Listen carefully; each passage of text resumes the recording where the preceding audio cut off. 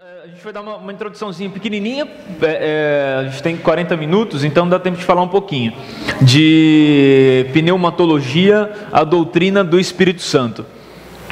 Let's go. O quanto você conhece do Espírito Santo? Isso é uma pergunta que eu gosto todos os dias de me fazer. Porque todos os dias existe algo novo a respeito desse velho assunto para que eu entenda e conheça. Então o primeiro ponto é nunca estar satisfeito com o seu próprio conhecimento a respeito de. Porque o dia que você estiver satisfeito, aquilo é o maior impeditivo que você terá de crescer diante de Deus e de conhecer o querer de Deus para a sua vida e essa pessoa, Espírito Santo, que é o nosso Senhor, o nosso Deus. Então, o quanto você conhece do Espírito Santo? Qual que é o pior inimigo para que você o conheça? É a sua satisfação. Se você estiver satisfeito com o quanto você já conhece, você dificilmente vai dar continuidade no conhecimento, dificilmente você vai conhecê-lo realmente. Isso é o pior impeditivo de todos, não é diabo, não é inferno, não é nada disso, somos nós mesmos que através da nossa satisfação em conhecer, não buscamos conhecer mais. Quando a Bíblia nos adverte a um crescimento diário, o crescer diante de Deus é todos os dias eu cresço, todos os dias eu amadureço e conheço os propósitos de Deus para mim. É engraçado que às vezes a gente acha que aquilo que Deus fez em nós no passado não serviu de nada, e o que serve é o que Deus está fazendo com a gente sempre naquele dia, e nós esquecemos que existe um processo, né? Existe um processo do passado a qual Deus trabalhou em nós, e Ele permanece trabalhando até a gente todos os dias amadurecendo, e todos os dias quando a gente amadurece nós ainda permanecemos imaturos, porque ainda existe muito mais para nós amadurecermos. Não sei se você conseguiu compreender a colocação que eu fiz. Então todos os dias, embora eu amadureça, eu ainda permaneço imaturo, porque eu ainda tenho muito que amadurecer diante de Deus. E tudo que Deus fez em mim no passado, embora hoje eu tenha uma visão totalmente diferente daquilo que eu comecei tendo, não é de nada jogado fora, porque aquilo foi o princípio pelo qual Deus começou a tratar a minha vida. Foi o princípio pelo qual Deus começou a trabalhar em mim. Então eu não jogo fora o passado que eu tive, a vida cristã que eu tive, os pensamentos que eu tive, os princípios que eu tive, embora hoje eu os tenho totalmente diferente, mas eu não jogo nada daquilo fora, porque Deus Ele sempre vai todos os dias nos aperfeiçoando através da obra do Espírito Santo. De 2 anos para cá, por exemplo, da minha vida cristã inteira, da minha vida ministerial toda, de 2 anos para cá, eu tenho aprendido muito com Deus, e Deus tem me ensinado muito uma parte da vida cristã que não é muito legal, mas que a gente precisa aprender, e chega num determinado momento da vida que a gente precisa aprender esse ponto, que é a parte do não amar a sua própria vida. Sabe aquela parte que Jesus fala assim, galera, é o seguinte, reúne aqui, deixa eu dar um recado para vocês. Aquele que amar a sua vida, perdê-la.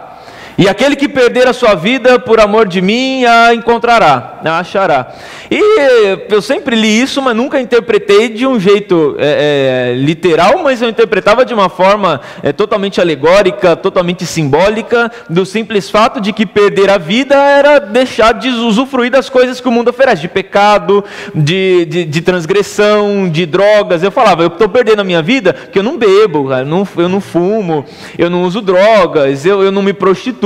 Então beleza, eu já estou enquadrado nisso. Eu perdi a minha vida, então eu vou encontrar em Cristo. E de repente você percebe que não é nada daquilo de que o texto está falando. Ele está falando de você perder a sua vida na questão de você não usufruir de nada do mundo, mas ao perder a sua vida de uma maneira literal, a ponto de você não só deixar de usufruir do pecado, mas também deixar de usufruir de coisas que não são pecado, em prol de um propósito maior que o Espírito Santo revela para você todos os dias. Conseguiram? Ou deu uma bagunçada aí? Vamos lá. Deixa eu tentar ser mais claro. O pensamento que eu tinha antes era o seguinte, que perder a vida, dentro desse versículo, perder a vida, perder a vida era deixar de fazer as coisas erradas. Então, não estou fazendo as coisas erradas, significa que eu perdi a vida. Aquele que perder a vida, eu perdi a vida, eu vou encontrar a minha vida porque eu não estou fazendo coisa errada. E depois eu descobri que esse versículo ele não fala de perder a vida em deixar de fazer as coisas erradas. Deixar também de usufruir de muitas coisas certas, de muitas coisas dignas, de muitas coisas boas, de muitas coisas naturais, de muitas coisas comuns, e abrir mão disso para poder viver a vida que Deus quer que você viva. Isso sim se enquadra dentro daquele que perder a sua vida. Então perder a vida não é só falar, poxa, eu sou jovem e não vou para balada, eu sou jovem e não bebo, eu sou jovem e não fumo, eu sou jovem e não tenho 15 namoradas. É o negue-se a si mesmo, exatamente. É a autonegação. O fato de você se colocar numa posição, numa condição, a qual a única coisa que lhe importa é o querer de Cristo e o chamado de Cristo. Então, antigamente eu dizia assim, eu tinha um ministério. Hoje eu digo, a minha frase é o contrário, eu digo um ministério me tem. Antigamente eu tinha um ministério, hoje o ministério me tem. Porque é um progresso. E dentro desse progresso, o amadurecimento que o Espírito Santo vai nos trazendo é um amadurecimento de nos distanciar cada vez mais do nosso propósito e nos colocar cada vez mais dentro do propósito de Deus. E o propósito de Deus é infinitamente superior ao nosso, claro, mas o propósito de Deus ele envolve dentro dos seus conceitos uma negativa pessoal que é gigantesca. Aquele que não conseguir se negar, aquele que não conseguir morrer, ele não vai ter condição de ter Cristo vivendo dentro dele, porque eu não posso viver duas vidas. Ou eu vivo, ou Cristo vive em mim. E se Cristo vive em mim, significa que eu morri para Cristo viver em mim. Agora, se eu ainda vivo, significa que Cristo não pode viver em mim, porque eu não posso viver de duas formas, eu não posso ter duas vidas. A vida que eu tenho, ou é a vida de Cristo, ou é a minha vida. E isso é um processo, é um progresso. Mas como fazer isso? Como aprender isso? Como você chegar? Eu inclusive mandei isso no grupo do WhatsApp, eu mandei uma questão lá para vocês, falei, pensem nisso. Como chegar para uma pessoa, para uma plateia e dizer, gente, é o seguinte, igreja não é um lugar de vencer, igreja é um lugar de perder. Igreja não é lugar de multiplicar, que é o que a gente ouve. Vem que você vai multiplicar teu patrimônio, vai multiplicar tua renda, vai multiplicar teus negócios. Igreja não é lugar de multiplicar, igreja é lugar de dividir. Igreja não é lugar de vencer, igreja é lugar de perder. Esse é o primeiro princípio de um início de maturidade. Quando você entende que o seu propósito é totalmente oposto ao propósito da comunidade cujo qual você faz parte. Esse é o primeiro princípio para você começar a crescer diante de Deus com maturidade. É entender que a igreja não é um lugar de vencer, é um lugar de perder, não é um lugar de multiplicar, é um lugar de dividir, não é um lugar de alegrias. Você sabia que você não vem para a igreja para ser feliz? Você não vem para a igreja para ser feliz.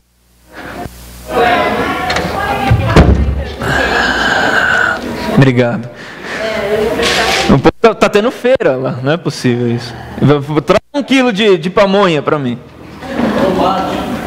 Tomate, isso. Você sabia que você não vem para a igreja para ser feliz? Oi? Explico. O sucesso da vida cristã não está em aprender a ser feliz, está em aprender em ser triste. Porque ser feliz, você não precisa ser cristão para saber ser feliz. Ter abundância, você não precisa ser cristão para saber ter abundância, para saber usufruir de tudo. Você precisa ser cristão para saber ser triste. O propósito cujo qual nós nos reunimos na igreja é para ensinarmos a tristeza, para ensinar você a ser triste, porque ser feliz você já sabe. Quem é que não sabe ser feliz? Pelo amor de Deus.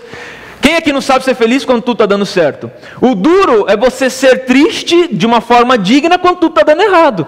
Esse é o complicado. Porque ser feliz quando tudo está dando certo, qualquer pessoa consegue ser. Você não precisa ser cristão para ser feliz quando tudo está dando certo, quando tudo está bem.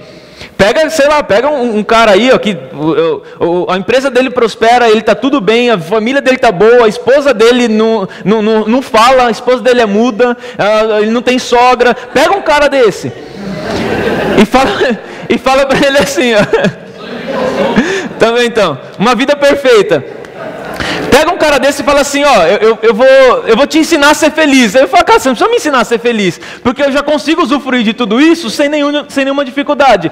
Aí esse cara muda tudo. Ele descobre que a esposa dele não é muda, que ela fala bastante, a empresa dele fale, e a sogra aparece do nada, dizendo, olha meu filho. Peraí, agora é um momento controverso, é um momento de tristeza, e a pessoa que não sabe lidar com as suas tristezas, que não sabe administrar suas mazelas, é uma pessoa que dificilmente vai conseguir se entregar a Deus e se entregar às outras pessoas, porque ela facilmente vai ficar ferida com aquela situação controversa, porque ela foi educada, ela foi criada de que a vida é uma vitória constante, é uma vitória contínua, e que se você algum dia perder é porque Deus não está com você. Se você algum dia falir, é porque você não foi fiel. Se você algum dia, se entristecer, se esmurecer, se enfraquecer, é porque você não estava no propósito certo. Nós aprendemos isso e de repente a pessoa se encontra nessa situação. E aí, o que eu faço? Qual que é o negócio? E é exatamente ao contrário. O propósito da igreja não é ganhar.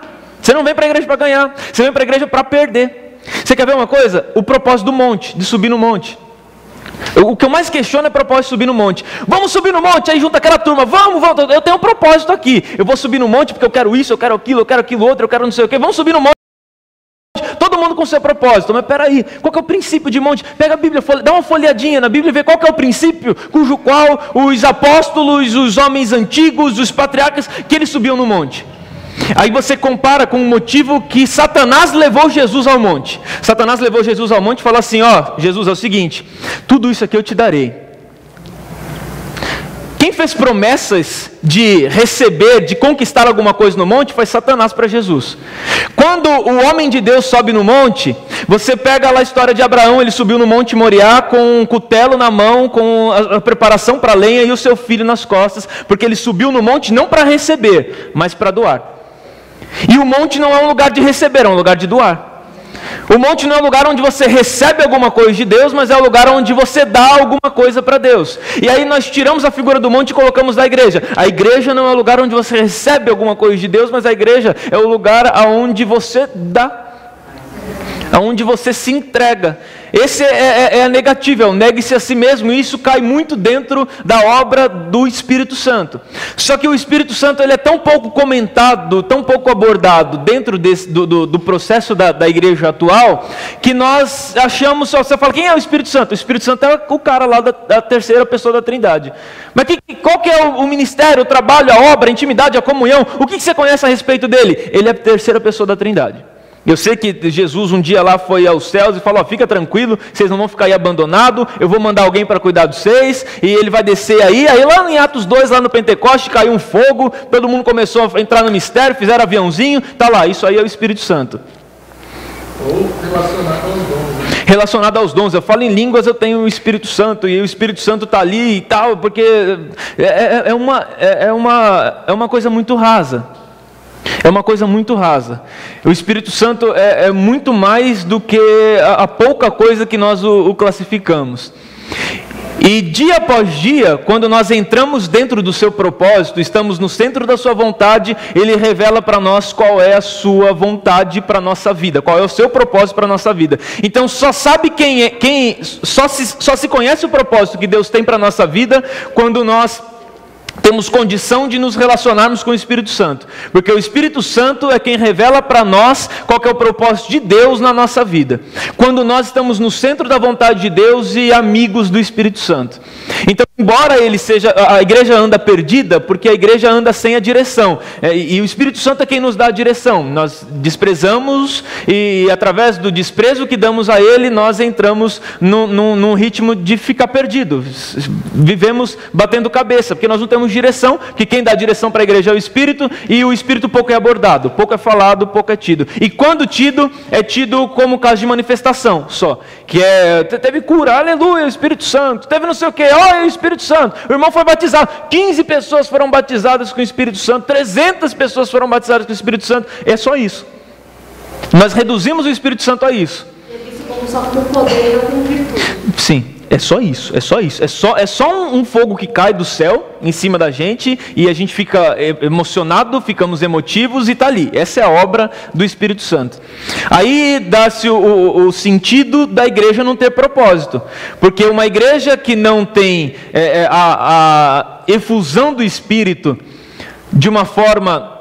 Não só em poder, mas de uma forma em verdade, de uma forma em razão, a igreja, quando não tem essa relação com o Espírito, ela facilmente vai se perder nos seus propósitos, porque o Espírito é quem nos conduz dentro dos nossos propósitos. Por isso que hoje você entra, e é como nós ouvimos aqui o pastor Marcelo falando, e é de partir o coração, realmente, aí você vê que a igreja está andando no sentido contrário do qual ela deveria andar, que a igreja ela vive para si mesmo e ela não vive para os outros, que a igreja ela tem condição de ornamentar grandes templos, grandes casas, grandes tabernáculos do Senhor, coisa linda, investir milhões, enquanto eles com dificuldade para levantar um barraquinho de bambu com R$1.070.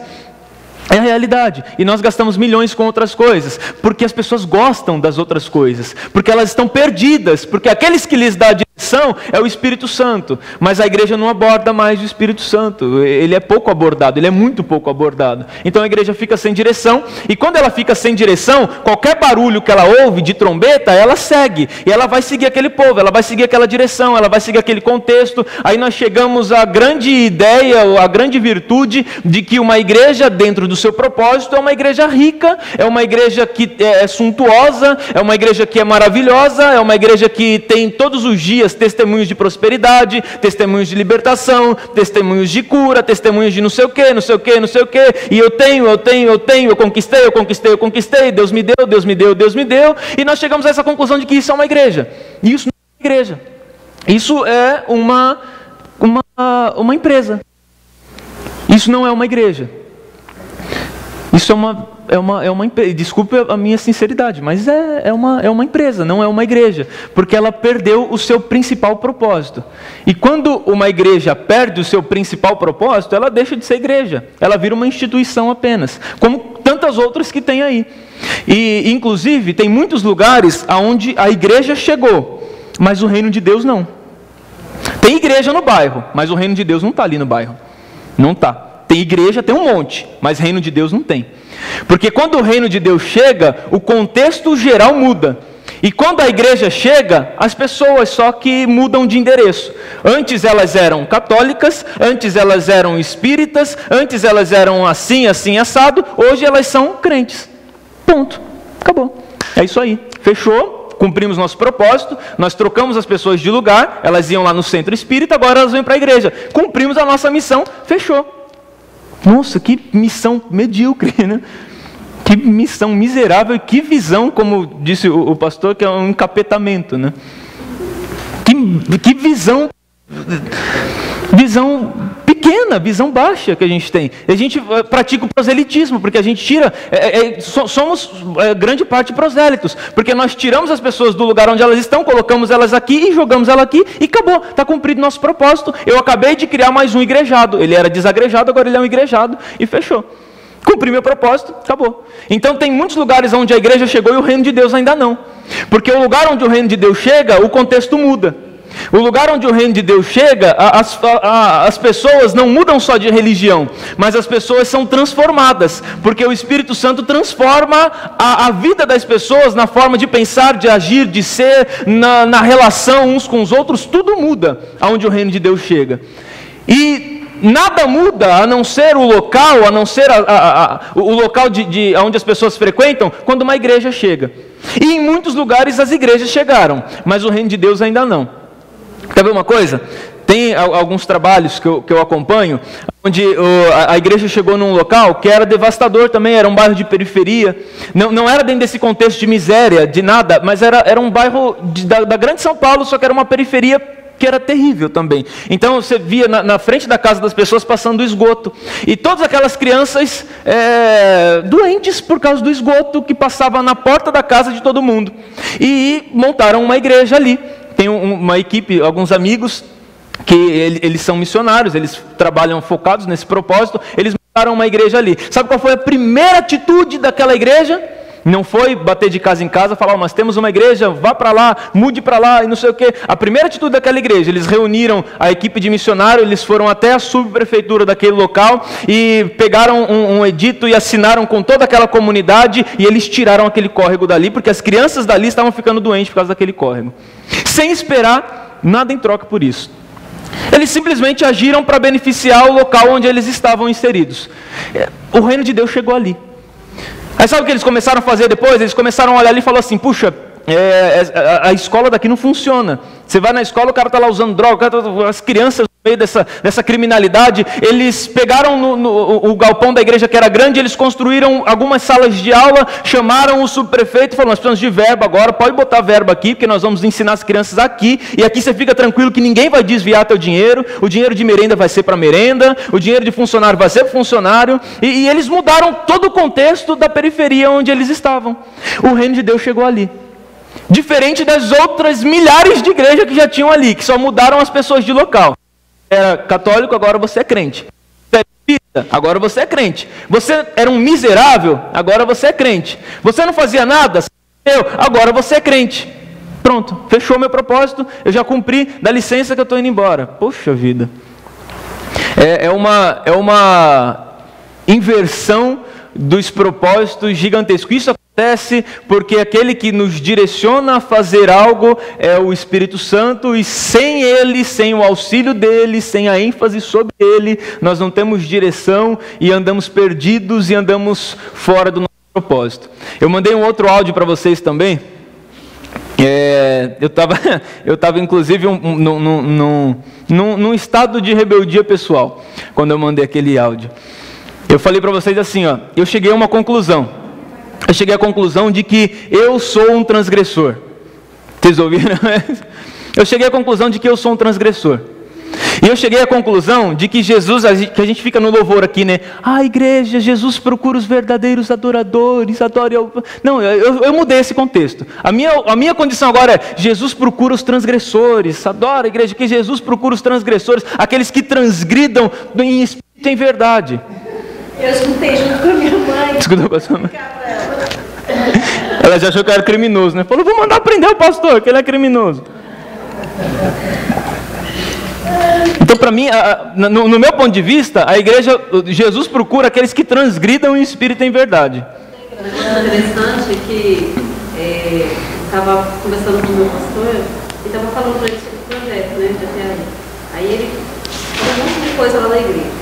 Achei muito interessante que domingo, ele lá em cima do culto, ele falou assim, então gente, hoje eu resolvi que a gente vai fazer uma cantina, a cantina está lá atrás, vai ter isso, vai ter cachorro-quente, vai ter bolo, vai ter não sei o que para comer, e a gente vai investir todo esse dinheiro na construção do templo. Sinceramente, eu como muito. Aquele dia acabou o culto. Acabou a fome. Eu acabei de falar com ele, ele disse que no momento a gente não podia fazer muita coisa. Aí eu fiquei, se Jesus voltar hoje, não tem nada para fazer. Pois é. Esse é o nosso propósito. O mais interessante é que eu vi a igreja toda furiçada. É isso mesmo, que eu vejo todo o dinheiro vai ser revestido para a obra, e tijolo e não sei o que. Eu só sentei e fiquei olhando assim. Isso é obra? Eu não estou vendo isso. Isso não é obra. Sim. Isso não é obra. Isso não é obra, isso não é propósito, isso não é igreja, infelizmente. É interessante isso. Sim, sim. É bacana. Agora que eu fome, eu falei, tô indo embora. Perdi a fome. Vou comer em casa. Falei assim, você liga que a gente vai comer uma pizza. Você liga que a gente vai comer uma pizza. Porque é sério, pra você deixar de comer é sério. Pessoal, você não vai lá pra cantina, eu falei, tô fora. Tá bem, tá doente? Não. Não participa da construção do templo. Que isso, você é doido? Eu falei, não, na construção do templo eu não vou participar. Posso ser uma rebelde, eu não vou participar da construção desse templo, não. Parabéns, você foi uma transgressora. Então Deus procura os transgressores, gente. Acabou com esse negócio de Deus procura os adoradores, aqueles bonitinhos, pomponzinhos, que levanta assim, ai, aleluia, Senhor, oh glória, ai, Jesus, como eu te amo. Larga disso, isso aí já acabou. Deus procura os transgressores. Deus procura aquela pessoa que tem condição de se opor a um sistema corrompido religioso. Ele procura aquelas pessoas que olhem assim para o local onde elas congregam e falam assim: gente, é o seguinte, isso aqui está tudo errado, vamos acordar, porque isso aqui não é o propósito de Deus. São esses transgressores que Deus procura, e é essa a necessidade da igreja. A necessidade da igreja não é de pompãozinho, adoradorzinho, pompãozinho, que fica lá dançando e erguendo a mão e chorando com um lencinho para não estragar a maquiagem. Detalhe, pastor, essa ideia da cantina eu tinha pensado para revestir em missões. Detalhe. Aí eu falei assim: puxa vida, roubaram a minha ideia. Roubaram a minha ideia e meu dinheiro. A ideia é o dinheiro. Eu nem comento, senão você fica chateado. É complicado. Você está com febre? Hoje eu estou febril, vou embora. Eu externei nesse texto aquilo que eu estava pensando naquele instante, aquilo que eu estava meditando, e eu estava pensando em Pedro. Eu estava pensando justamente no apóstolo Pedro, por isso que eu cheguei a essa conclusão de que eu sou um transgressor. Porque Pedro, ele, quando foi revestido pelo Espírito Santo, e foi cheio de poder, foi cheio de virtude do Espírito, ele saiu para pregar Jesus, e ele foi pregar Jesus para uma multidão, o ouviu e foram quebrantados, foram transformados. Não foram mudados, mas foram transformados. E aquilo que ele estava fazendo era contra as regras, porque a regra não era não pregar Jesus, e quem pregasse Jesus seria preso por isso, porque estava transgredindo a regra. Bom, aí Pedro ele solta uma frase que pra gente é épica, é muito bonita, mas pouco compreendida. Pedro ele fala assim, vale muito mais obedecer a Deus do que obedecer aos homens. Muito mais me é válido obedecer a Deus do que obedecer aos homens. Só que Pedro, quando ele está falando isso, ele estava ciente de que ele teria uma consequência daquilo que ele estava fazendo. Aquilo que ele estava fazendo teria uma consequência, porque a sua transgressão, embora agradasse a Deus, desagradaria os homens. E quem desagrada um sistema corrupto religioso, certamente vai receber punições por isso. E Pedro sabia disso, no entanto que foi preso por isso. Mas ele sabia que mesmo sendo preso, ele estava dentro do propósito de Deus. E por que não somos transgressores?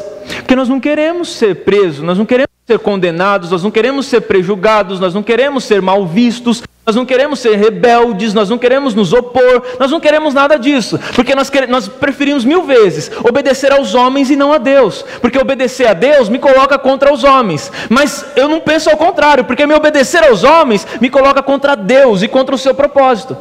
E o propósito de Deus, quando interferido pelo propósito do homem, mais vale obedecer a Deus do que obedecer aos homens. Custe o que custar, nem que isso me leve para trás das grades como levou Pedro, mas vale obedecer a Deus do que obedecer aos homens. Vale muito mais você pagar o preço da obediência do que você viver no desleixo da desobediência. Vale muito mais obedecer a Deus do que aos homens. Você tem por causa disso. Sim, puxa vida, meu Deus do céu, obedecer a Deus é a melhor coisa do mundo, por mais que para obedecer a Deus você precise desobedecer aos homens. Só que aí é que está o grande ponto, porque qualquer transgressor é passível de punição. Puxa, olha para a nossa sociedade, transgrediu, tem um preço por transgredir. E quando dentro do nosso sistema religioso transgrediu, também tem um preço para se transgredir, não adianta. Tem um preço por se transgredir, não tem conversa. Todo mundo que é transgressor, ele automaticamente vai sofrer as penitências por aquilo que ele transgrediu, por aquele que ele se opôs. Isso é natural. E eu fazia uma analogia disso com uma grande frase que nós criamos para suprir as carências que nós temos, que é aquela frase linda que a gente canta até louvor com ela, e nós nos entregamos aos pés da cruz. Já ouviu isso? Já ouviu, né? Você já cantou um louvor assim? Que você está aos pés da cruz e lá é o seu lugar. Você tem que estar nos pés da cruz de Cristo. É nos pés da cruz, é nos pés da cruz, é nos pés da cruz. Isso é para suprir uma carência existencial nossa, porque eu nunca vi em lugar nenhum Jesus nos chamando para estar aos pés da sua cruz. Ao contrário disso, eu vi Jesus nos chamando para tomar a nossa cruz e seguir com a nossa e não com a dele, porque a dele era dele e tinha um propósito para ele, por ele. E a nossa é nossa, e nós temos que levar a nossa cruz, e o final da nossa carreira possivelmente vai ser pregado nela. Então Jesus não me chamou para estar aos pés da cruz de alguém. Jesus me chamou para estar pregado na minha, e não para estar aos pés da cruz de alguém. Porque a obra que Cristo fez, embora tenha sido redentora e substitutiva, e só Ele poderia fazer aquilo, porque ninguém mais poderia morrer no alto do madeiro para remir o pecado de todos, porque todos eram pecadores e só Ele era sem pecado. Então Ele morreu na cruz com uma morte vicária substitutiva para nos livrar dos pecados. Não só para isso, para nos exemplificar de que o final de todos os transgressores é na cruz. Porque Jesus foi crucificado porque era um transgressor. Ele transgrediu as leis que regiam a sua época e ele foi crucificado por transgredir, porque eles tinham um único Deus e Jesus disse que era Deus. Então se você é transgressor, então vai para o alto do madeiro, vai parar na cruz, rapaz. Vai que você vai ser crucificado. E nós nos contentamos em estar aos pés da cruz, mas aos pés da cruz estavam todos aqueles que negaram Jesus. Aos pés da cruz estavam todos aqueles que crucificaram Jesus. Aos pés da cruz estavam todos aqueles que se lamentaram pela morte de Jesus, tadinho, sofreu tanto. Aos pés da cruz estavam todas as pessoas, aqueles que escolheram Barrabás, todos eles estavam aos pés da cruz. Jesus não nos chamou para ficar aos pés da sua cruz, mas para sermos possivelmente crucificados na nossa. Mas não é o nosso propósito esse. Poxa, você crucificado? Que negócio é esse? Não estou dizendo que vão te pregar numa cruz, mas dentro desse contexto, que é a punição de um transgressor. E quando Pedro falou, mais vale obedecer a Deus do que aos homens, olha o fim dele. Ele morreu igualzinho Cristo, numa sentença um pouco mais dolorosa, inclusive, que é crucificado de cabeça para baixo. Ele foi parar na cruz, porque ele foi um transgressor. Paulo foi um transgressor. Decapitaram ele. Os apóstolos de Cristo, todos foram transgressores, todos morreram mortes horrendas, porque transgrediram. E hoje a igreja ela é bem aceita porque ela não transgride absolutamente nada. E quando ela quer agir, quer fazer algo, ela não faz por amor às pessoas, mas ela faz porque algo lá fora está lhe trazendo malefícios. Você quer ver uma coisa? Essa grande luta que existe contra a causa gay. Podem falar o que for, no meu ponto de vista, é sem propósito. Porque nós não estamos lá fora brigando por amor a eles. Nós estamos brigando por amor a nós e às nossas doutrinas, porque nós não podemos ser corrompidos por eles.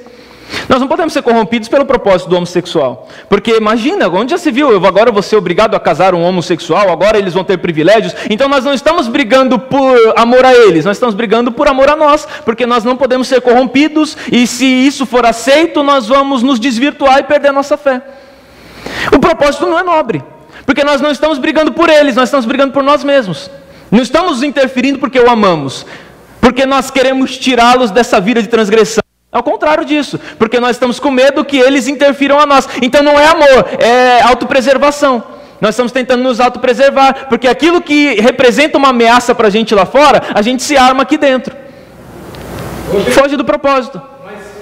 Mas eles não estão assim, vamos dizer assim, esse movimento aí, eles não estão se organizando cada vez mais para poder o quê? Poder querendo viver dentro da igreja, o conceito dele, fazer que nós temos. Então, e nós estamos com medo disso, tá vendo?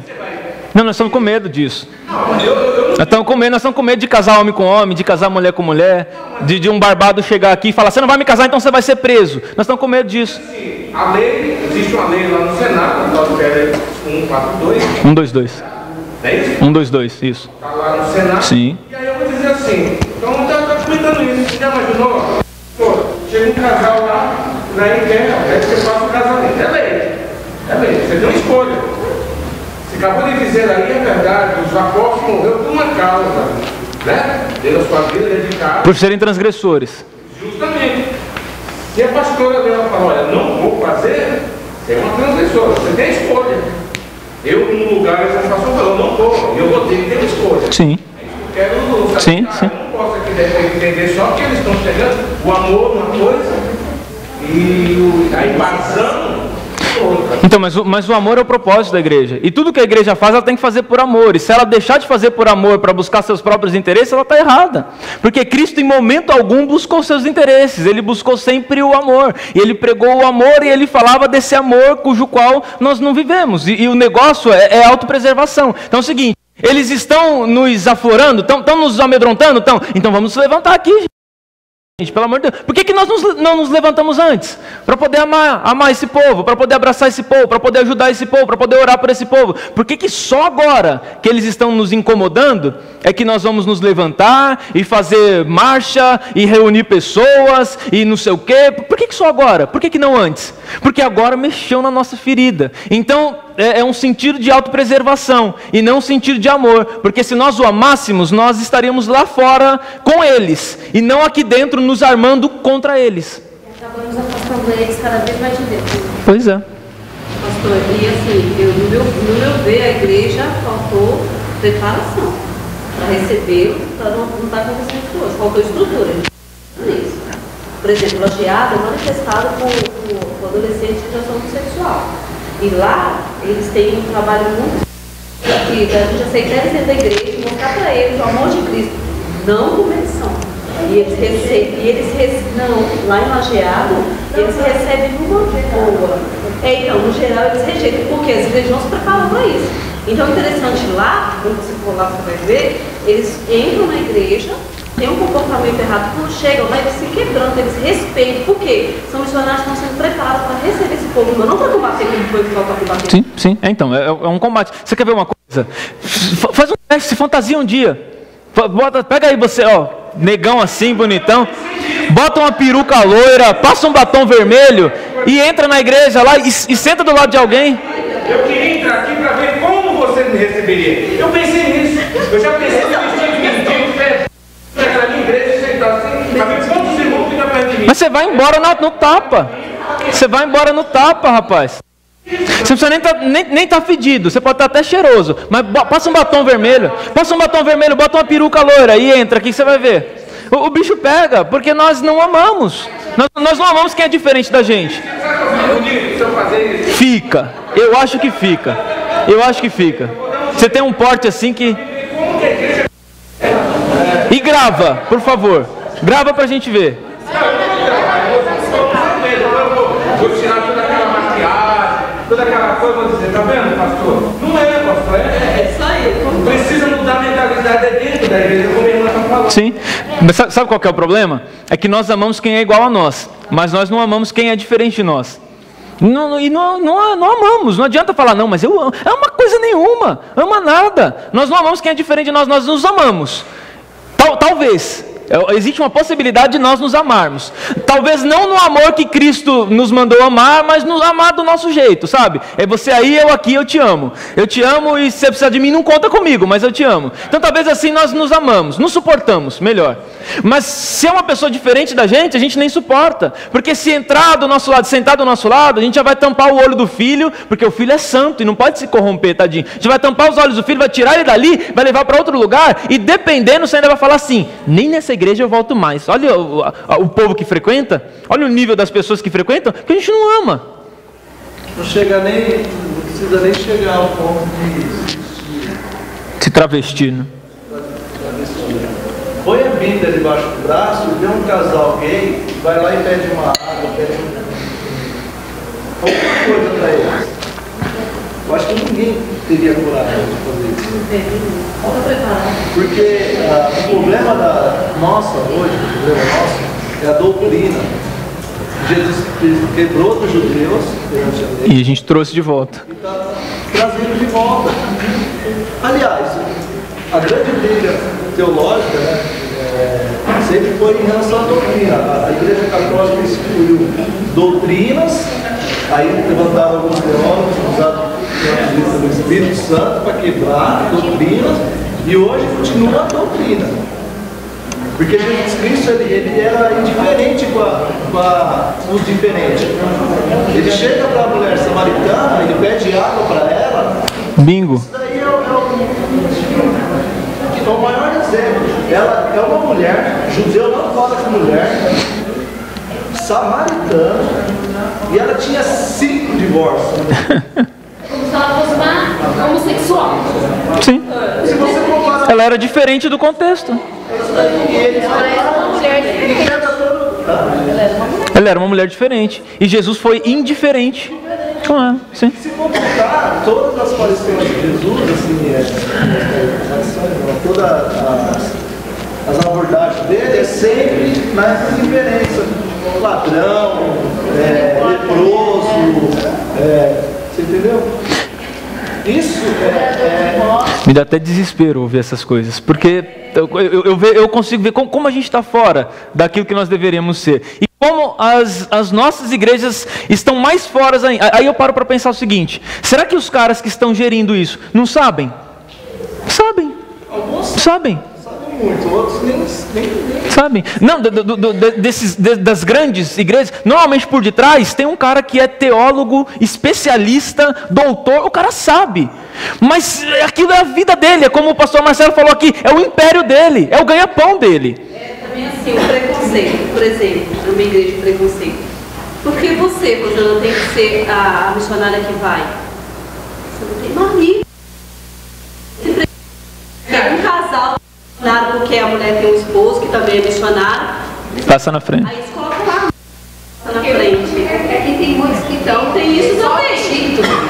Só título. Já foi falado. Mas não tem função. Título não é ele que vai fazer a pessoa. Exatamente. Um dia eu perguntei assim, mas escuta, essa mulher pastora por quê? Ela fez seminário, estudou? Não, é porque ela é esposa do pastor. Ela é esposa do pastor. Não é pastora. Ela é missionária porque eu conheço alguns missionários de carteirinha. É que eles casaram com comunhão total de bens e de unção também. Então ela paga o carneiro, para ter o título de missionária. Nunca foi pro campo, nunca foi pra nada. Nunca nem sabe. Ela tem um título porque ela é esposa do missionário, que também paga o carneiro, que quase não vai. Aí sim, Deus é tão bom que Ele prepara o seu lugar certinho, onde você é respeitado, onde você faz a diferença para as almas, para tudo, né? Onde lá título, rótulos, tudo é quebrado. Então tem todas as igrejas, eu vejo isso na minha igreja. Quando eu vou na frente de alguma coisa, peraí, a gente conversa. Eu já sentei, já observei, gente, é interessante. Eu conversei com um rapaz esses dias, é um jovem. Eu até contei para o Rafa isso, a gente estava conversando. Ele chegou em mim e falou assim: pastor, eu senti que Deus está me chamando para a obra, cara. Deus está me chamando para a obra, Deus está me chamando para pregar. E na hora que Deus me chamou para pregar, eu pensei no Senhor. Eu queria umas dicas para pregar bem, assim, sabe? Eu queria umas dicas para pregar bem. Que livro que eu leio? Eu falei: rapaz, a Bíblia, né? É bom. É bom. Aí é mole, mas é verdade. Aí eu fiquei tão irritado que eu acho que ele nunca mais vai falar comigo. Eu acho que eu perdi uma amizade. Eu falei: sabe o que você realmente precisa para você ser um bom pregador? Sabe o que você realmente precisa? Eu falei: ame a Deus e ame as pessoas. Você não precisa de método, cara. Você não precisa de livro. Você não precisa de coisa nenhuma. Você precisa amar a Deus e amar as pessoas. É só isso. Você não precisa de metodologia. Você não precisa de dica. Você não precisa de nada. Você precisa amar a Deus e amar as pessoas. Porque se você amar a Deus e amar as pessoas, você vai anunciar para elas a simplicidade do Evangelho. Agora não, o cara quer falar bem. Ele quer ser um bom pregador. Agora, se você quiser ser um bom pregador, então você não me procura. Você vai para os quintos dos infernos pedir ajuda para o diabo. Porque ele vai fazer de você um grande pregador. E ele faz isso com muita gente. Ele vai fazer com você também. Ele vai fazer de você um bom pregador. Vai nos quintos dos infernos e pede ajuda para o diabo. Ele é especialista em formar bons pregadores. Então acho que eu perdi minha amizade nesse ponto. Perdi, com certeza perdi. E aí ele falou assim: é que Deus está me chamando para abrir uma igreja, Aí eu pensei, na hora que a gente estava com essa conversa de API, eu falei: cara, tem um lugar perfeito para você abrir uma igreja. Eu tenho um lugar perfeito. Aí, ó, então, tem um lugar perfeito. Você quer abrir uma igreja? Deus está te chamando para abrir uma igreja? Tem um lugar perfeito para você abrir. Aí, ó, que beleza. Precisa de 4 casais de missionário. Aí Deus, aí Deus já parou o chamado. Peraí, não é assim. Deus não é dessa forma também. Deus não está. Mas Deus não está te chamando? Ou Deus está te chamando para abrir uma igreja numa grande metrópole, onde vai ter uma multidão para você falar todos os dias e eles vão dar o dinheiro deles para você viver uma vida boa e abastada? É para isso que Deus está te chamando? Sabe o que me irrita? É olhar para essas regiões e ver que não tem uma grande igreja lá. Cadê esses ministérios que arrecadam milhões? Cadê esses caras que possuem fortunas? Cadê esse povo que anda de BMW, que anda de helicóptero e que tem casas, fazendas e mansões? Aonde que eles estão? Aqui na Grande São Paulo, disputando o local, enquanto lá tem ausência de recurso. Exatamente. Aí nós vemos quão grande desvio nós temos do nosso real propósito e quão grande grande a nossa distância de ser igreja realmente. Não somos, estamos longe de ser e algumas não estão nem tentando ser. Algumas já se acostumaram a não ser, então permanecem não sendo. E algumas poucas estão buscando ser, mas ainda não são. E um dia seremos, se Deus quiser. É mais, oh meu Deus do céu, não é só 85, né, que ele falou, 85 mil que morrem para o inferno, isso é uma estimativa, mas com certeza, o tanto de gente está indo para o inferno, gente, não vai caber gente lá, não é possível, vai ter que fazer uma obra de ampliação lá, vai ter que contratar a Dilma para fazer a obra. Desses 85 mil são os que ainda não conhecem, os que conhecem também vão, porque conheceram de uma forma equivocada. Conheceram de uma forma equivocada, então conheceram o Evangelho, mas não conheceram a Cristo, não conheceram o Autor, não tiveram vida com Ele e, consequentemente, se firmam em doutrinas, se firmam em ensinamentos que não condiz com a palavra, e não adianta, porque nós temos um manual que é a Bíblia, e se não seguimos esse manual, estamos seguindo direção errada. Não existem caminhos paralelos, não existe relativismo. Não são todos os caminhos que levam a Deus, mas Jesus se colocou como absoluto, dizendo que Ele era o único caminho. Eu sou o único caminho, a única verdade, a única vida, e ninguém vai ao Pai se não for por mim, não tem outro caminho. E todos os outros caminhos são becos, e todo beco é sem saída. Você vai ter o trabalho de ir, depois vai ter o trabalho de voltar. Chegando lá você não vai ter saída. Aí você decide, ou desiste, ou retorna. E retornar é um caminho de humilhação, mas é a vida.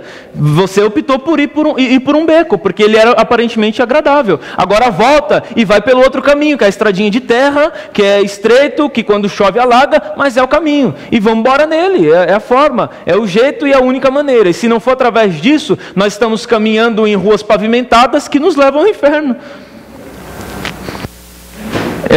Ficamos no primeiro slide, que já deu horário.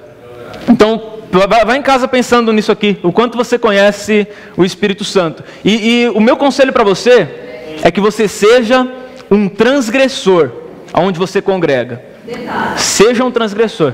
O transgressor realmente perde a amizade. Perde. Nossa, perde a amizade. Você vai perder a amizade, você vai ficar mal falado, você vai ficar mal visto, ninguém vai sentar do teu lado, o pastor vai te pôr no banco, alguma coisa assim vai acontecer. Mas seja você um transgressor, porque vale muito mais obedecer a Deus do que obedecer aos homens. Transgrida.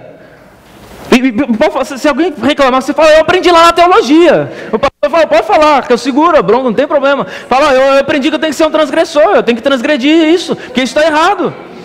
Pode falar, não sei. Você congrega, agora eu vou dar dica que o meu professor me deu. Se você congrega naquela igreja que tem a foto do cara na fachada, pincha, sobe com o canetão e desenha chifre nele. Pode botar o chifre? Bota chifre. Acho que você escreve, não terás outros deuses além de mim, diz o Senhor. E ponto. Pode transgredir, porque a gente paga o spray, a gente levanta aqui uma oferta, compra o spray para você lá pichar. Eu pago sozinho então. Mas picha, transgride. Só que sabe o que vai acontecer? Se você fizer isso, você vai transgredir. Se você chegar um dia na igreja e questionar, falar assim, cara, por que você botou a tua foto ali? Isso aqui não é de Jesus, não? A ideia não era ele aparecer? Ah, mas pera, você vai sair de lá a pontapé. Não tem problema, eu vou sair a pontapé. Mas eu fiz aqui teve um transgressor, aqui teve testemunho de Cristo. Essa igreja nunca vai poder reclamar que nunca teve um testemunho de Jesus ali porque eu fui. E Jesus chamou para ser testemunha. Vocês serão as minhas testemunhas em Jerusalém, Judéia, Samaria e até os confins da terra. É testemunhar, é transgredir. E que nem um rei lá carregado na cadeira, né? O rei na Igreja Batista dos Estados Unidos, carregado na cadeira, é o apóstolo, o paipóstolo, é o patriarca, é não sei o que, é a festa do caqui maduro e a gente lá de braços cruzados e olhando. Chega no cara e fala assim, cara, por que você é apóstolo? Fala pra ele, por que você é apóstolo, cara? Você quer aparecer? Isso aí tá errado, meu. Aí você vai tomar um de esquerda, não tem problema, mas transgrida. Cara, que negócio é esse aí de você falar, de você ficar fazendo isso? Que negócio é esse? Que flor é essa que eu tenho que levar para casa? Que óleo ungido que é esse aí que você está me dando? Que negócio é esse aí? Questiona, transgrida. Senão a gente não sai do lugar nunca. E Deus não procura os verdadeiros adoradores. Ele procura os verdadeiros transgressores. Transgridam em espírito e em verdade. Vamos orar?